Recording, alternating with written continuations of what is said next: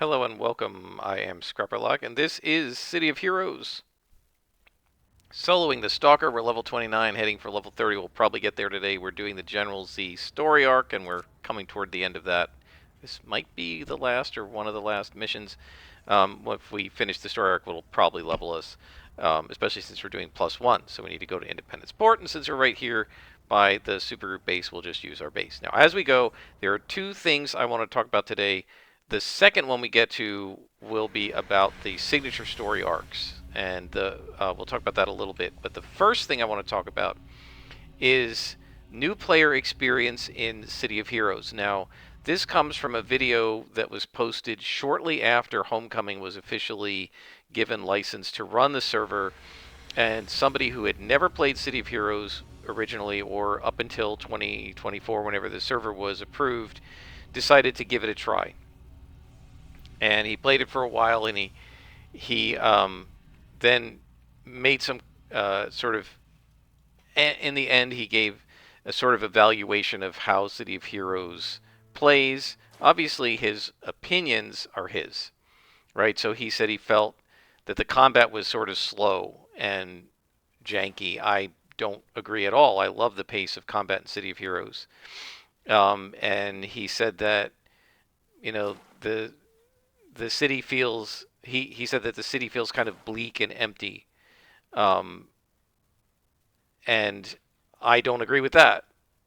It depends on the zone you're in, but we're going to talk about why he said those things. And in the end, I think that part of the problem is he just went into the game blind. He didn't watch Let's Play Like This or one of the other ones. He didn't listen to anybody's explanation of how things work, and therefore he made a lot of decisions that I think probably made it difficult for him and maybe gave him some of the impressions that he had, right? So one of the issues is that he started off, he said, I like pets, he started off with a mastermind. And although, if you know what you're doing, a mastermind is pretty easy to play, I would argue... Did I miss a Raider Engineer? Okay, good. I didn't. I would argue that as a new player, a mastermind where you have to manage the pets and thus manage aggro is probably a little complicated. You also have all those pet commands that you have to do in addition to these buttons that you push. You have to know what you're doing.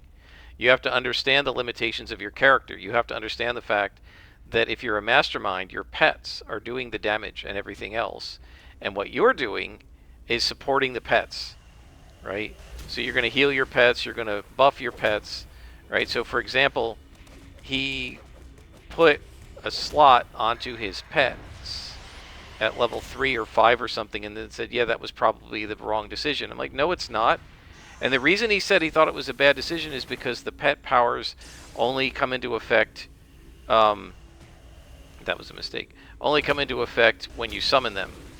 Like, yes, but the enhancements you put on the pets stay on the pets. If you put accuracy enhancements on the pet summoning slot, then your pets are more accurate. If you put damage enhancers on that slot, the pets do more damage. You're buffing the pets. You should be enhancing those powers. So I don't know if, as he leveled up, he kept enhancing them or not. I have no idea. I don't know if he knew that there were enhancement shops to buy enhancements. Remember I talked about the one player who thought they just had to use whatever dropped, right? And she was in her 30s. This player, her character was in her 30s, and she was still just using trainers or whatever had been dropping, right? Because the trainers are generic and can be used by anybody, but what the factions were dropping, like these guys, and they haven't dropped anything, they're going to drop tech, I think. I'm science, I can't use tech. Right, so she was getting all these drops that she couldn't use, and I don't know if she was selling them, but she only was putting trainers. She didn't know anything about the specialty shops, right? By the way, we're saving General Z. There he is. We're going to stalk this mission and clear it out because we have to seek clues and everything. We're going to do all that, and then we will free General Z, which saves us a little bit of trouble. Let's get back to this person. The other mistake I think that he made, and again, I'm not trying to get into a debate with a YouTuber. Please don't go hunt down I mean, unfortunately, it's a video from a year ago, so my guess is most of it you won't show up in your feed. But if it does, please don't go hunt down somebody and harass them or tell them they made mistakes or whatever. It's not necessary to do. He seemed like he had some fun, but this probably isn't the game for him based on what he said, and that's okay. But I think that what I'm arguing is he did some things that maybe made his life a little difficult. One is masterminds are extremely difficult to know how to slot and play properly if you don't understand the basics of City of Heroes, and he did not, right? Remember when City of Heroes first came out, we all had a giant, what was it? It was a small size. It was just like, I can't remember the size of the book, but it was fairly small, like the size of a CD cover, but it was thick. It was like a 90-page manual or something that explained how to play the game, right? He doesn't have that manual, and he didn't look anything up. He just started playing, right? And so as a result, he made a lot of choices that those of us who are experienced or who read the manual wouldn't make. Right, even in the beginning, we read enough of the manual that we knew to do this versus that, right? So I don't know if he knew the difference really between single and dual origin enhancements. Did he understand the stats when he was looking at them? Did he know about enhancement diversification? Did he know about not putting more than 3 of the same enhancement? Like, I don't really know, because I didn't watch his entire video. But so he is a mastermind. The second choice he made right at the beginning was he went to the villain side. Now, I have reasons that I don't like the villain side. That you know, that's just my choice, right? It's my preference. But one of the things he complained about was the bleak and empty nature of the zones. Well, that's what the Rogue Isles are like. That's why I don't like the Rogue Isles. But Talos Island isn't bleak. Talos Island doesn't look empty. Neither does Founders Falls. Neither does Steel Canyon. There are characters, NPCs, all over those areas. Oh boy. +1 boss. And a Raider Engineer. Just great. Okay, guys. I think we're going to need some inspirations here. Yeah, I don't know that he was...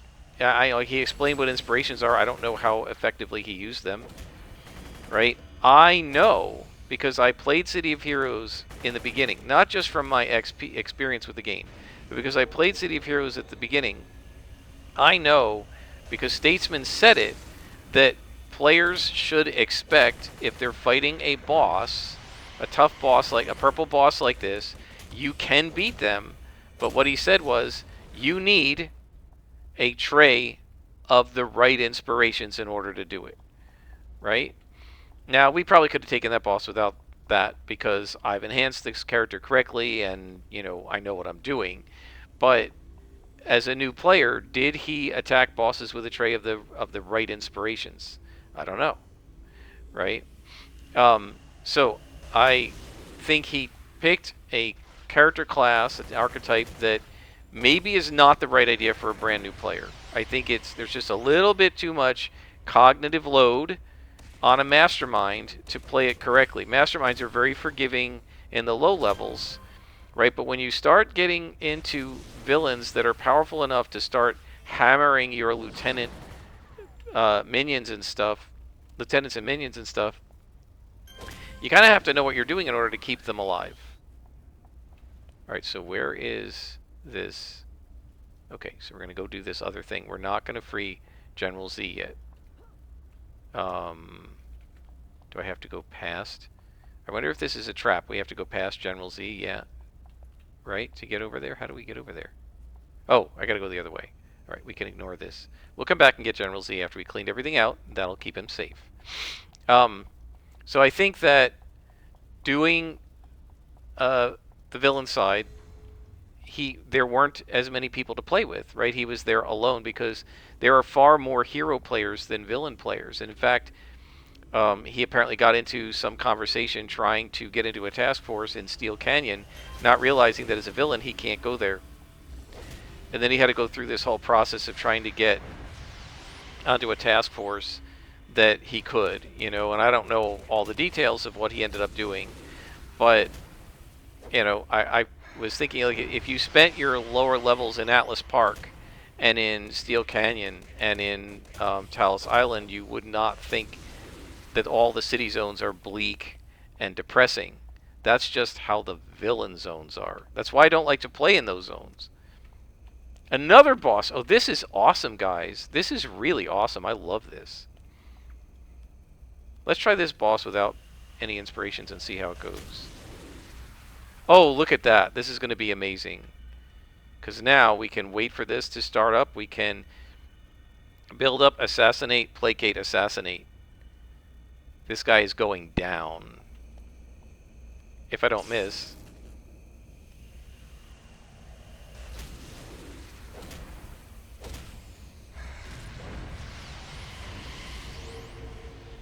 I did a little too fast. I should have done one more hit, but that's alright.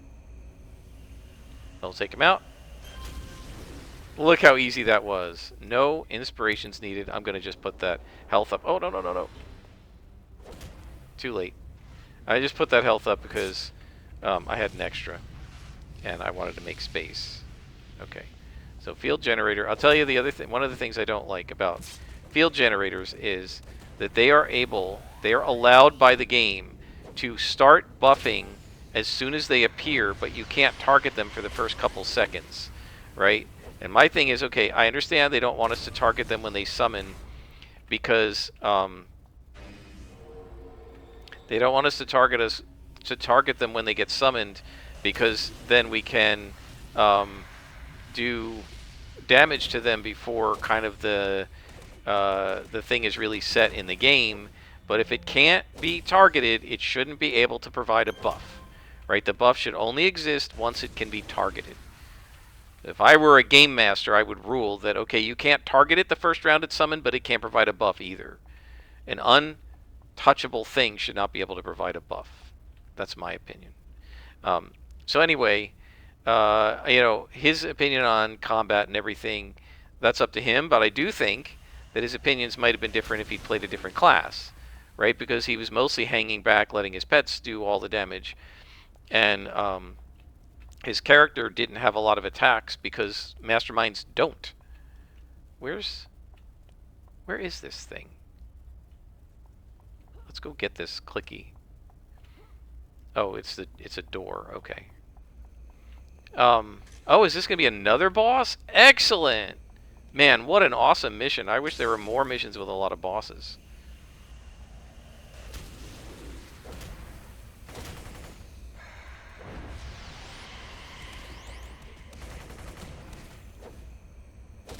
We don't even need placate on a red boss. And we've leveled up, guys, so that should make everything easier.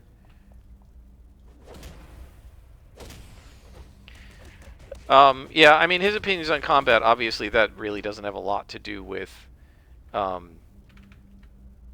lot of his choices. Villain combat is the same as hero combat and that kind of thing. But I do think that he made some decisions early on that may have affected how much... Oh, I forgot about that. Those guys buff people when they get knocked out, which means as much as I want to start with the lieutenants, you really shouldn't. That's Nemesis. That's the first time you meet Nemesis. Yeah, I think he made some choices that maybe made the game less fun for him than it would have been if he'd made different choices. And I kind of wish he had someone experienced to at least give him advice, right? To explain the logic of some of the stuff that he was experiencing and why it's the way it is. And to kind of give him some assistance as to what kinds of things can be fun in the game. The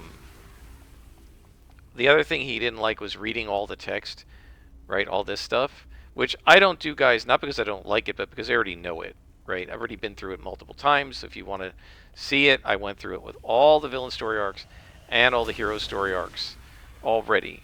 So I don't feel the need to keep doing that.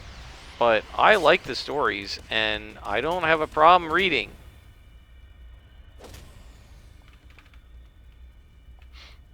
So, I don't know. He didn't mention the sound or the visuals, but he did say that he thought the game looked pretty good for, a game that came out in 2004. He also said, I don't know how much of this was live in '04, but for '04 it's pretty good. Well, some of it was live, but some of it came out, during the 8 years the game was around, right? They didn't just stop developing the game. There were 24 updates. Okay, all we have to do is rescue General Z, and these are the last two villains, but we will get ambushed, so we do have to watch for that. So anyway, I just want to say, if you're a new player and you've never played the game before, watching this is a good step, right? Because at least you'll see some of how an experienced player plays the game, right? But I would say also watch for some tutorials. Come on. Watch some tutorials and try to, and we finished the story arc, watch some tutorials and try to get a sense of the way the game is meant to be played. And yeah, try checking out more than one archetype, more than one zone, more than one power set before you make a decision on whether this is a cool game or not. It's free, so there's no reason not to invest a little bit of time in it. We should be getting all of our new level 30 contacts now.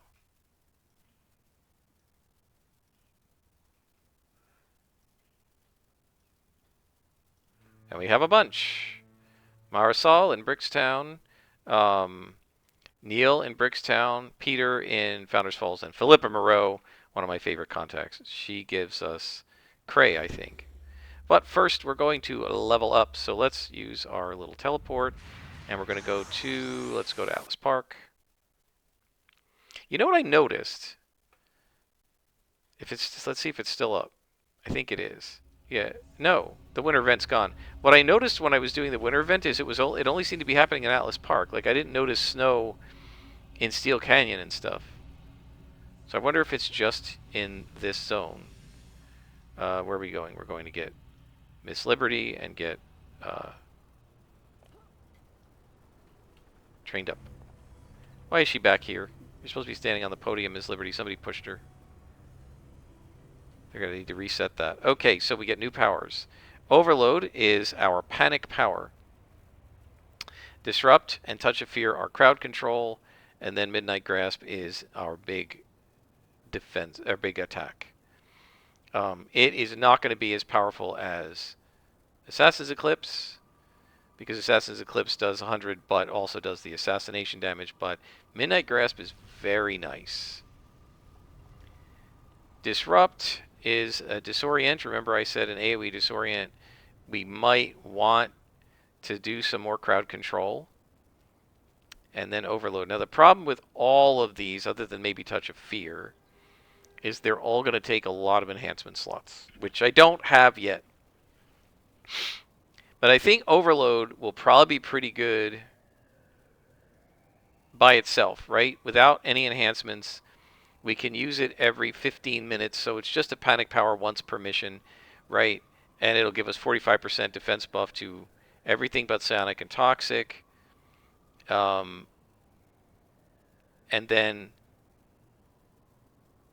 after it fades, how long does it last? 3 minutes. Wow, that is a long panic power. Wow, that is a long panic power. We'll be able to get it down to every 8 minutes if we triple recharge it. What it's going to do is it's going to make our endurance drop all the way to 0 after 3 minutes, and then we're not going to be able to recover endurance for 20 seconds. So this is a lot like Elude, although it lasts a whole lot longer and takes, I think, longer to regen. So I think we're going to get this because it's one of these things where if I get into trouble, I can just hit it, right? And where am I going to put it is the question.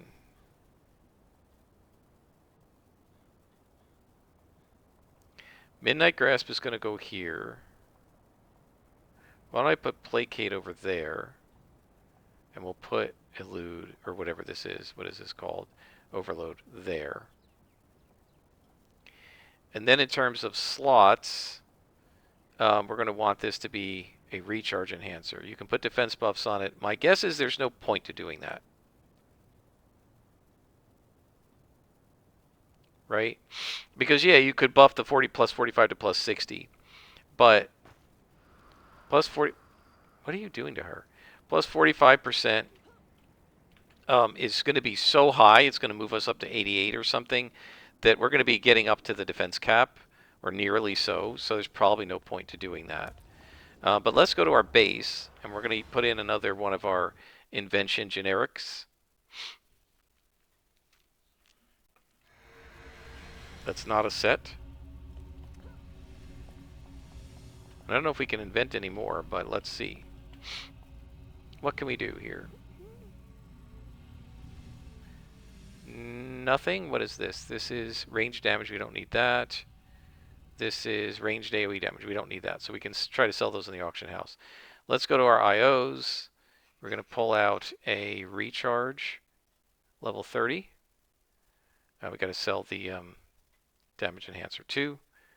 Put that in there so it will recharge every 12 minutes. We can eventually get it down to 8. I think that'll be worth it. And we don't need... Let's just do that for now. Okay. So these are all white. Should I go ahead and start replacing? They're now 33% versus 34%, so we're actually going to be better off replacing, right? But at level 31, I'm going to be getting 2 new slots. So let's save whatever I'm going to do at level 31. I think we're going to finish Shadow Maul.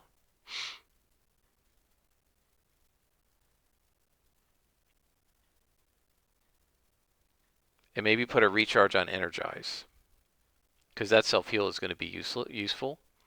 So we're going to need 1 damage and 1 recharge that we want to save. So we're going to leave them there, but we can bring in the other stuff. So we can bring our resist damages in. We can bring our heal and our run. We can bring a couple recharges and defense. And we can bring some endurance. Okay, so let's see what we're going to do here. The heal we can put in here. The resists, right, go there. Whoops, no, cancel. Double click by accident. So we're going to replace, stop it, these two with some resistance. Run speed, swift, becomes that. And then recharge. Now we wanted to save 1 recharge, right, for energize and 1 damage. So let's make sure that we save 1 of the recharges. Okay. And so then we're going to, the other recharge we'll put in, I don't know, build up. Doesn't really matter. Well, let's put it in Assassin's Eclipse, because well, let's wait on that. Let's see if we can get some level 35s in there. We'll do that. We'll put SOs in here, and then we'll try to put level 35s in this one, because we want to have the best enhancements we can in there. We're probably going to end up putting our ATO set in there.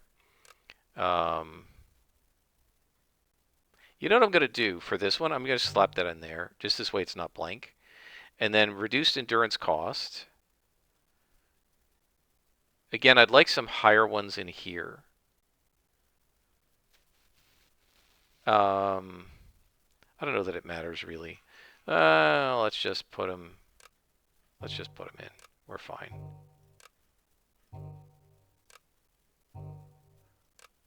All right. So now we have our invention. Our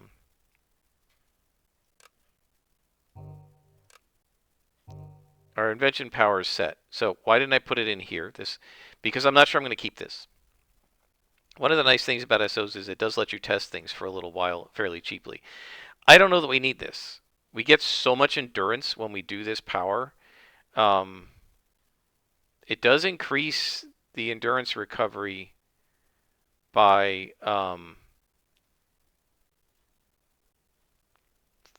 44%, right? We get 33%, we get 33 instead of 25 per villain we suck the energy out of. It might be worth doing double recharge on this just to let it recharge faster. So it recharges every like 38 seconds. I don't know if we really need that either though, because it's basically up as much as I need it. So maybe we'll leave it that way. I'm not sure. That's why I don't want to put a permanent one in, because I don't want to put them in there and then have to rip them out. Also, I do want to point out, you may not combine this enhancement with any other. So one of the things we can't do, right? We can't put that and try to put a level 35 and make it higher. It doesn't allow it, right? That's not allowed. So just keep that in mind.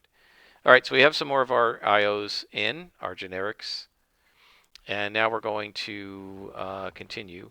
And the next thing I would like to talk about is the signature story arcs. So we've talked about new players. Again, I feel like if you want to do a new player experience, I've got some tutorials. Please watch those. There are lots of other people who have tutorials in City of Heroes. Please go and watch some tutorials if you haven't played the game before, rather than trying to start it blind. Right? I mean, it's a nice test to see, well, like, what can you learn blind, but then it also makes you vulnerable to making the kinds of mistakes that can actually make the game less fun to play. So anyway, signature story arcs.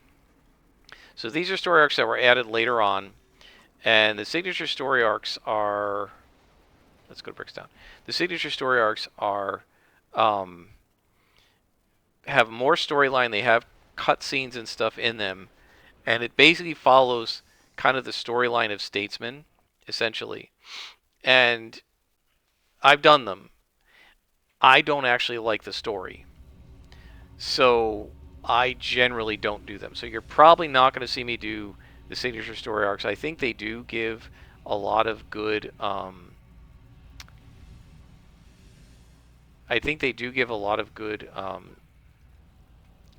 reward merits and XP and stuff, and maybe some unique salvage, but I just don't enjoy them. They feel very scripted. I mean, I think everything is scripted, but if it's very like, you know, an ambush is coming, and you can't avoid walking directly into it anyway. You know somebody is going to try to kill somebody, and you can't stop it. You just have to like let it happen because that's the way the story is, and it just feels very railroady. So now we're going to investigate. Oh no. Is this that horrible Brickstown mission where I can never find the lead negotiators? If it is, I don't know if we're going to finish it. It's one of these things where you basically have to fight everybody in the zone, because I think somebody told me they don't spawn until you've defeated a certain number of bad guys, so I always try to look for them and I can never find them. So I guess we're just going to go in and start beating people up. Yeah, this mission was not originally in an open war, in the open city, and it shouldn't be. I wish the Homecoming, if they could do it, I would wish the Homecoming developers would go in here and tag this mission to be like in a warehouse. Yeah, I think this is it. Right, we got to find freak shows. It's freak shows fighting Fifth Column, and it's like, or Council, and it's incredibly long because it's a huge zone.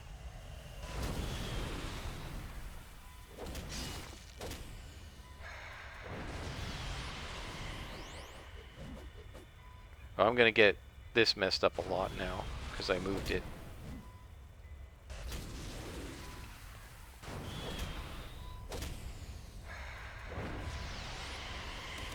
And I probably should move that sideways because I don't want to accidentally misclick that. I don't like my bars full. I like to have some space in between things. Maybe actually I should...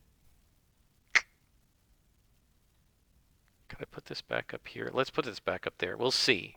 I normally like to have space in between powers, but since there's two different colors, it might be okay. Visually, that really helps me. Okay, so this looks like a different map, actually. This doesn't look like... Let me actually wander around. I feel like this is another map. Maybe I'm wrong. Maybe this isn't the one that I hate so much. Let's see.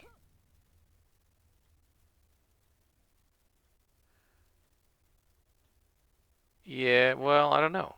Let's see. Yeah, because there's no... I don't see ocean here. The other map that I hate so much has the ocean. This looks like the one where the bosses are in the back. Maybe. Maybe. We can get these guys. Yeah. No, that's just a lieutenant. But this is definitely not as objectionable a map as the other one. The other one is absolutely horrible. This one is the one where you often find the Psychic Clockwork King. I wonder if the Homecoming developers have changed it, because I've never seen the Negotiator mission, if this is the Freaks versus the Council, I've never seen it on this map. I've only ever seen it on the one that's like coastal.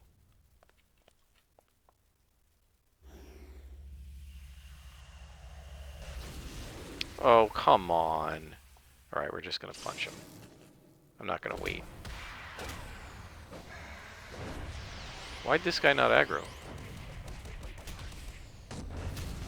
I mean, he did now, but why didn't he aggro before?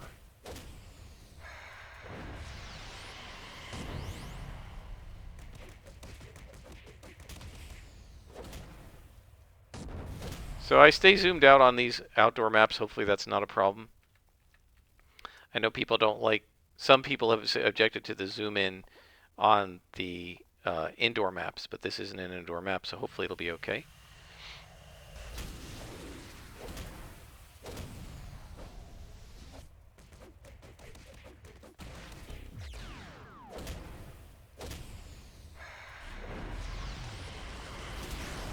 That is Sonic. Sonic powers. By the way, one of the cooler sound effects for powers in the game. We have to find these lead negotiators. But this map isn't so bad. I don't really mind this map too much. It's not as big. It doesn't have as many places for the negotiators to kind of hide from me and be impossible to find. It's more, I don't know what you call it, open or something. It's not as big as the other map, I don't think, either. And I have an easier time on this map. I don't hate this one as much. So we'll stay in here and try to finish this up, and then that'll be it probably for the day, because we're at 33 minutes already. Unless we do this very quickly.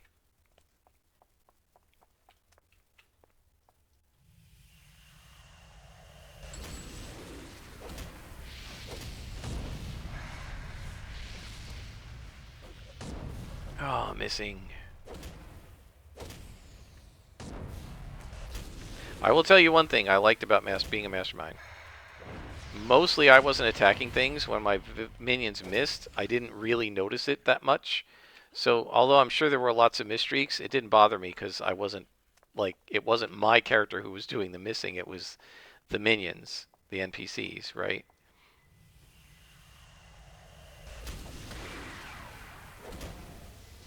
So my guess is that new player did not notice misstreaks or anything, because you don't when you're playing a mastermind.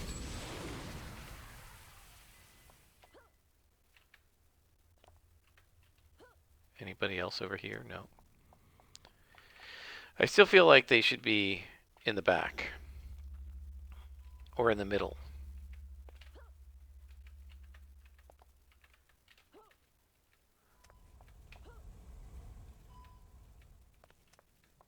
But it doesn't look like it.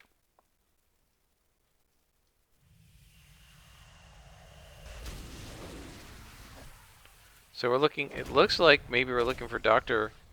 Akazin and Dr. Nebel.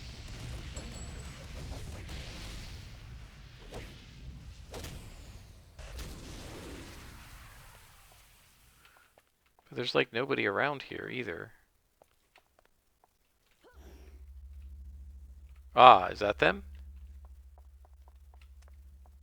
No, it's just a crow. So this isn't the other mission, because that one is Freak Show and Council. This one is Cray and Council.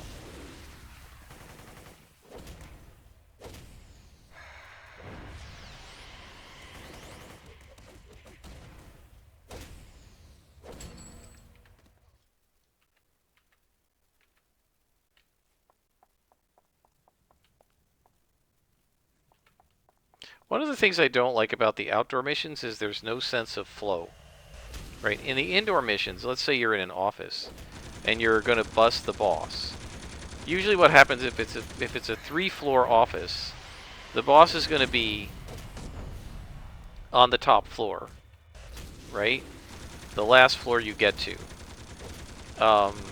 And if it's a 1-floor office, he'll be in the back, right? And so there's a sense of like linearity or flow or whatever you want to call it, like climax and stuff to the indoor missions, that because the outdoor missions are completely open-ended, I feel like they don't have the same sense of, I don't want to call it narrative flow, right? There's no narrative in this, but it doesn't feel like you're making any progress in these missions because it's just so open-ended. Whereas in the other missions, if you've cleaned out 3 floors out of 4, it feels like you've made some progress, and when you finally beat the bad guy, you're doing it at the end of the mission. Whereas here, they do all kinds of artifices to try and make you, quote-unquote, do it at the end, but there really isn't a good way to do that, so there's not... It just feels so, like, directionless to me.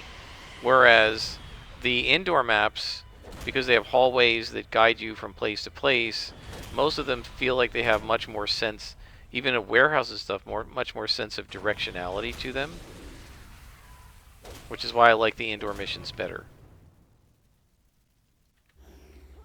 I really thought about it explicitly before, but I definitely think that that's one of the reasons.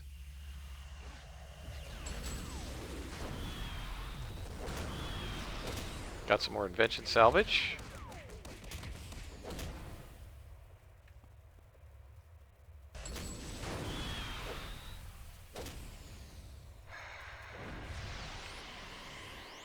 Alright guys, I'm going to pause right here and I'll be right back. Alright, we're back. Let us see. Oh, and the little benefit is that because I waited, it got to be daylight, which makes it much easier to see things. Should have fought the bot first, because it has some smashing resistance, so... Right, let's show you.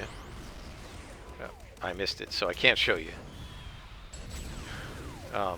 It has a little bit of smashing resistance, so I like to assassinate those guys first. Oh, come on.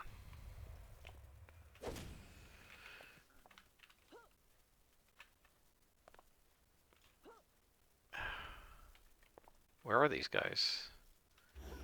There are a surprisingly small number of spawns on this map.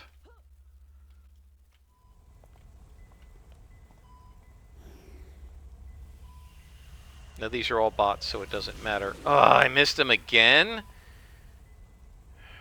98.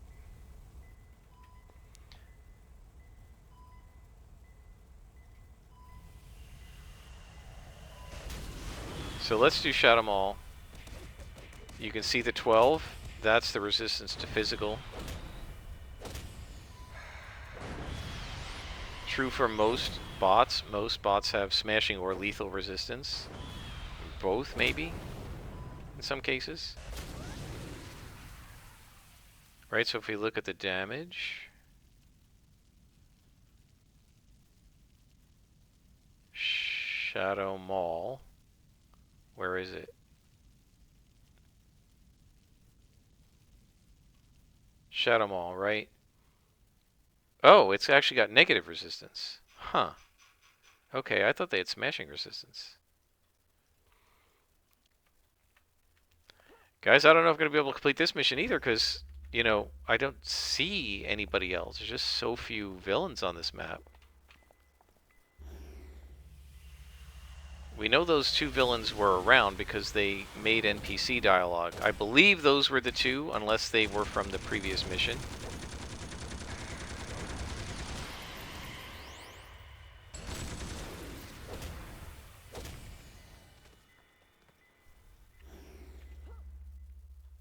Let's see, have we been over here? Oh, here we go. More villains.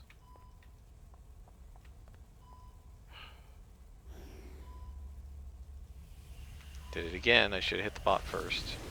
Okay, well now we'll hit the bot first. Got another miss. 95.78.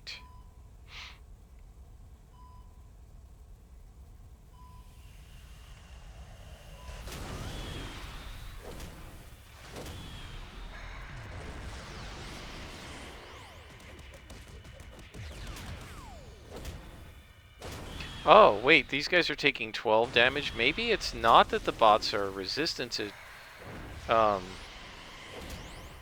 negative. Maybe they're vulnerable. There's the bosses. Maybe they're vulnerable to smashing and resistant to lethal or something like the clockworks. Okay, so we have a minion against a boss. So one problem is I was looking for red cons and there was only one red con. It'd be really interesting to know, did they just spawn here?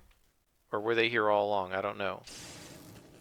But we'll hit the boss first, because the minion we don't care about too much. Although he is a medic user, so let's take him out before he heals the boss. Okay, and then the boss, we can placate.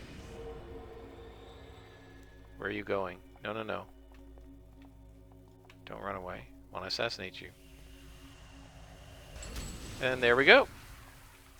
Alright, that was not a bad mission compared to the normal one with the Cray and... I guess that's Cray, or Council and Freak Show Negotiators, which is just dreadful. But this one was pretty good. So let's go talk to Marisol. Marisol. I always say Marisol reminds me of the character from CSI Miami, who was the sister of one of the main characters, and had a crush, I guess, on Horatio, the main head of the CSI.